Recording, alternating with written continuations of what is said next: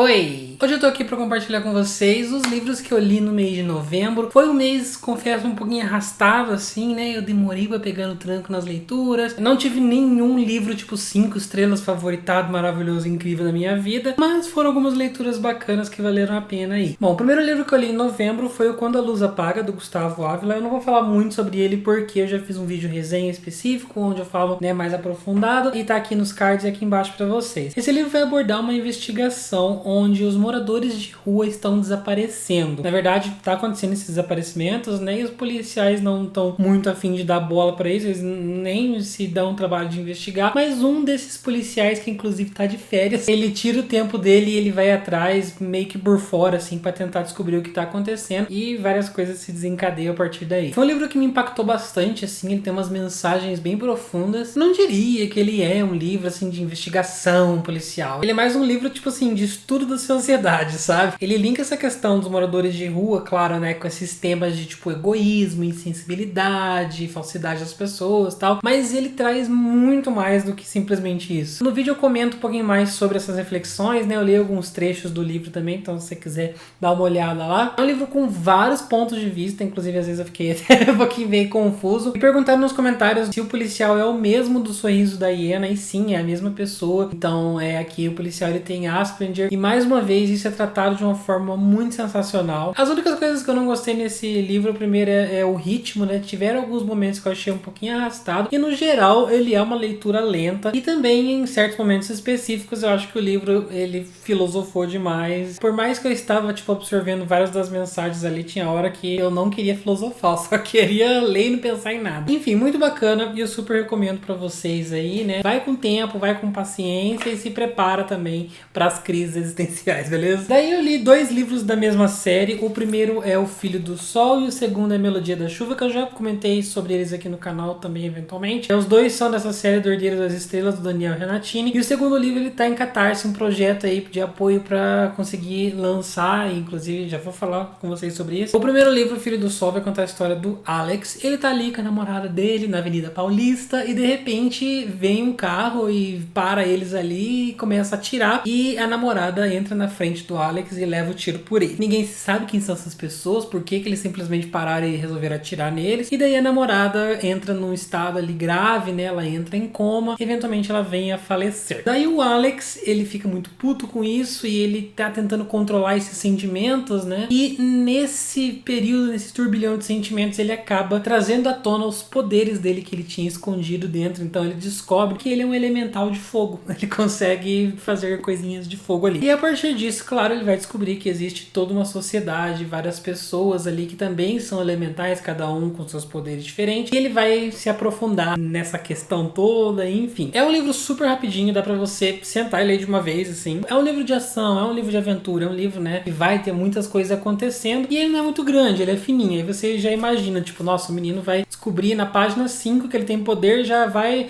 na página seguinte já tá um super saiyajin, assim, sabe? Mas na verdade não, é tudo muito bem controladinho. Eu acho que o Daniel fez isso muito bem, inclusive o planejamento da história, sabe? Pra ele, o primeiro livro pra mim foi meio que uma introdução, e daí no segundo a gente vai ter mais coisas ali, vai entrar mais a fundo, né? O protagonista, ele tem uma carga, né, do passado dele, principalmente porque o pai desapareceu, ele não sabe o que aconteceu, faz muitos anos que ele não vê, e tem esse negócio com a namorada também, então meio que você entra na vida do protagonista já querendo sentar na janelinha. Ele é jogado no meio de turbilhão de sentimentos dele, e o livro te aclima muito bem nessa situação. Você não sente que o protagonista é só tipo um robozinho ali na história, e que ele tem todo esse passado, né, que traz essa carga que caracteriza o personagem. Daí ele acaba indo pra um sítio e lá ele conhece essas outras pessoas que têm poderes também. É um negócio meio academia da X-Men, mas também nada a ver, e eu gosto muito dessa temática. A forma como ele vai tomando as rédeas do poder dele, né, é muito bacana. Tem uma cena muito massa que é quando meio que desperta assim o poder. O livro ele termina muito bem, com motivos suficientes pra você querer ler o segundo. Minha única reclamação é que eu acho que o livro poderia ter sido maior, poderia ter mais desenvolvimento, né? Queria ter visto coisas entre cenas, alguns momentos mais introspectivos assim dos personagens e conversas e tal. E consequentemente todo o desenvolvimento dos personagens, né? Porque no primeiro eu não cheguei a me conectar 100% com alguém ali, né? Porque a gente teve bastante, a gente teve uma grande introdução. Isso, na verdade, só foi acontecer mais pelo segundo livro. E alguns elementos da história, claro, acho que que só de vocês ouvirem eu contar aqui, dá pra ver que, tipo assim, não é o livro com os conceitos mais originais do universo, né? Ele tem alguns clichêzinhos aí nesse gênero. E sabe quando você nem liga muito?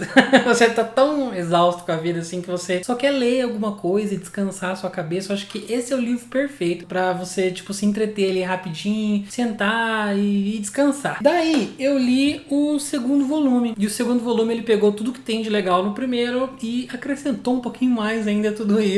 O primeiro livro, ele pegou algumas questões chaves e ele terminou com tudo isso conectado, né? Ele formou essa teia de acontecimentos ali e daí isso meio que fez a base pra gente continuar agora pro segundo livro, onde tudo já tá na sua cabeça, tudo tá, né, firme ali pra você ir atrás de resolver essas questões agora. A gente já tem aqui outros pontos de vista também, então a gente vai vendo coisas acontecendo paralelamente ali, mas que tudo tá conectado. A dinâmica também eu achei melhor do que o primeiro, né? Ele já tem esse desenvolvimentozinho a mais também dos personagens. Eu gostei que tem meio que tipo assim, duas tramas de vilões acontecendo ao mesmo tempo. E na verdade, uma dessas tramas, um desses grupos de vilões, você nem sabe se é vilão de verdade. Então é legal você ver tudo isso tomando forma, sabe? Eu gostei que o autor também se importou aqui mais do que o primeiro. No primeiro a gente não tem muito disso. Em mostrar um pouco fora da bolha ali dos personagens, né? Essa existência de pessoas com poderes, o que isso implica no mundo real, nas pessoas do mundo comum aí diário, né? Como seria a reação delas se elas descobrissem que existe toda uma comunidade de gente que consegue soltar fogo pelas mãos e controlar a água, enfim. Esse primeiro trabalho do Daniel, ele tá muito amorzinho e mais uma vez eu recomendo vocês, eu já falei isso em outros vídeos, mas pra vir conhecer o projeto dele no Catarse, pra gente conseguir, né, publicar esse segundo livro, é uma das recompensas que você já leva os 2 livros físicos, então você super ajuda o autor e já tem aí as 2 primeiras histórias pra ler. E são leituras que eu garanto pra vocês que vão ser muito gostosinhas e você vai conseguir ler assim. Então dá uma olhadinha aqui, vem prestigiar o autor, conhecer o projeto completo e ajudar nossos amiguinhos nacionais. Daí eu li o Ilha do Tesouro, que foi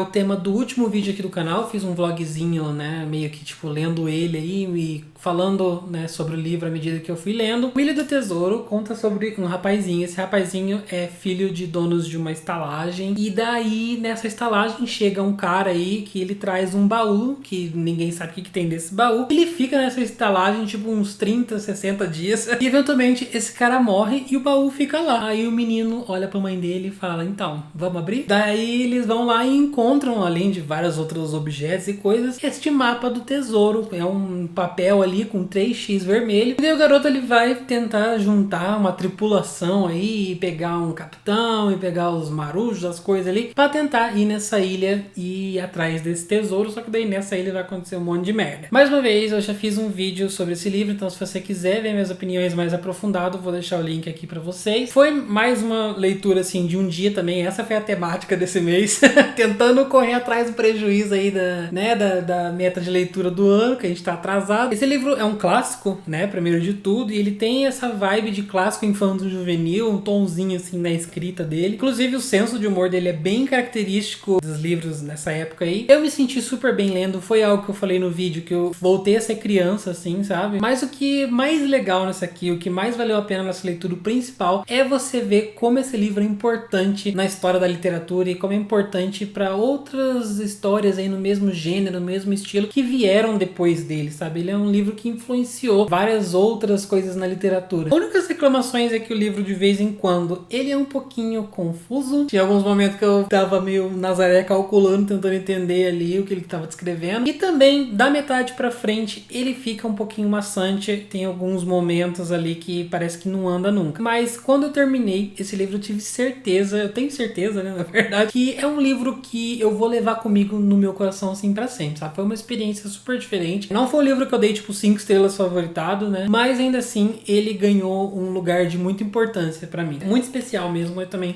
recomendo vocês aí dar uma chance. Daí a gente entuchou a meta de leitura com esse aqui, ó, 100, que aprendemos na vida, que é um livro que você lê em 10 minutos. Esse livro, ele é cheio de ilustrações, ele é basicamente só desenhos e cada página tem uma frasezinha pra acompanhar esse desenho. Mas a graça dele é que cada página vai ser uma idade da vida, do 1 ao 100. E é basicamente uma representação aí do que a gente passa pela vida inteira. Claro, né, nem todo mundo vai viver até os 100 anos, inclusive Deus me livre. Ele é bem sensível, ele é bonito, as ilustrações e as frases, assim, o timing delas são perfeitos. Mas eu vi muita gente falando que, tipo, ai, chorei, ai, me debulhei, fiquei horas olhando pro infinito e não consegui seguir minha vida depois dele. Não achei nada disso, tá? Eu achei bonitinho, mas não foi um livro que chegou a me emocionar loucamente, assim. É um livro que eu acho que ele traz o impacto depois que você termina, depois que você lê e você tá, sei lá, lavando a louça, aí bate, assim. Cai a ficha do que você leu, sabe? Então, depois de um tempinho, eu realmente fiquei refletindo um pouco. É muito sobre essas questões de, tipo, como você tá vivendo sua vida, né? Ou melhor, como você não está vivendo sua vida. E que a gente, basicamente, todo mundo passa pelo mesmo conjunto de experiências, só que cada um de um jeito diferente. Faz você pensar, assim, o quanto você ainda vai aprender na vida, né? E o quanto você pode fazer isso valer a pena, o quanto você pode não deixar isso passar em branco. E é isso, basicamente, que eu fiquei refletindo depois, né? Todos esses degrauzinhos que a gente vai subindo como ser humano, né? Eu quero aproveitar cada um, eu quero estar focado nesses pequenos detalhes, né? A vida é feita de pequenos detalhes. Enfim, é uma coisa a se pensar, é bem, né, uma mensagem bem bonita e bem bacana pra você ter, assim, na sua estante, de vez em quando você vem dar uma relida, sabe? E daí, o último livro, o perigoso, o tão, né, aguardado, que eu estou com medo de gravar esse vídeo falando sobre ele, é o Vermelho, Branco e Sangue Azul. Eu cedi a hype, eu finalmente li esse livro aqui que tá super bombando nesse final de ano, tá todo mundo lendo, todo mundo amando. Já vi que virou um negócio meio tipo nível Rainha Vermelha, Cassandra Clare, Seleção, onde os fãs, as pessoas que gostam desse livro, estão bem, tipo, apaixonados, assim, sabe? Enfim, eu li.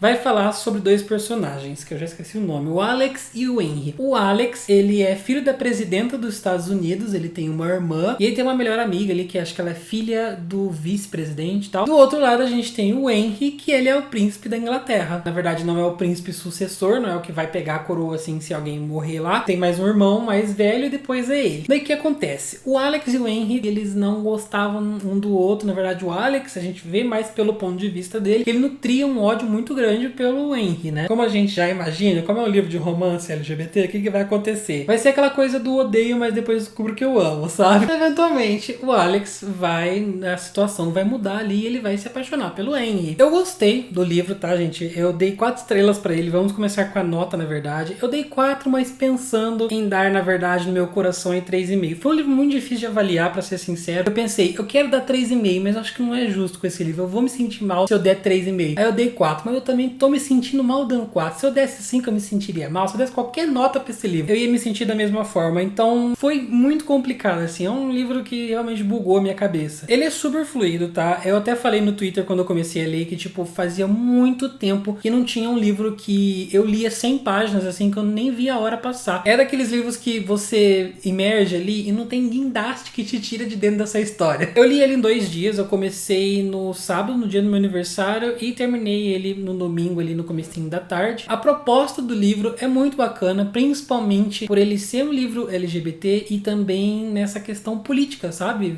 A gente não vê muitos livros jovem adulto ali do YA, nessas coisas de adolescentes fazendo adolescentices, que também lida com questões políticas, sabe? Eu achei isso muito bacana, achei importante introduzir isso. E não só isso, mas ver como esse ambiente também influencia os personagens ali da história, né? Influencia a dinâmica da família deles. Como eu disse, né? É um livro daquela história de tipo, te odeio, mas depois vou passar a te amar, então a gente já sabe o que vai acontecer. É um pouquinho previsível, né? A coisa mais original do mundo. Mas eu tenho uma quedinha por esse tipo de histórias, e todos os livros que eu li, não foi o primeiro, acho que eu já li uns 3 ou 4 nesse mesmo sentido. Eu já sei que ele vai passar a amar a pessoa depois, mas mesmo assim eu fico naquele estado de torcendo e chipando e querendo que o negócio aconteça logo. Vamos dizer que é o meu clichê favorito aí da literatura. Tudo bonitinho até então. Aí eu comecei a ter alguns probleminhas com ele. A coisa que mais me incomodou no geral é que tudo nessa história parece acontecer, parece existir ali em prol do romance. O livro, ele se apoia tanto nesse aspecto do romance que ele esquece, ele deixa de lado desenvolver as outras coisas que estão ao redor, as outras coisas que estão ali paralelamente, né, fora dessa bolha do Alex e do Henry. A primeira delas é a situação política. É bacana, ela tá na história, é legal, mas ela também não é super desenvolvida, ela tá ali mais como um plano de fundo. A gente não vê detalhes do governo, né, de a mãe do Alex resolvendo as coisas, ela tá fazendo a campanha ali, porque é o último ano dela e ela tá tentando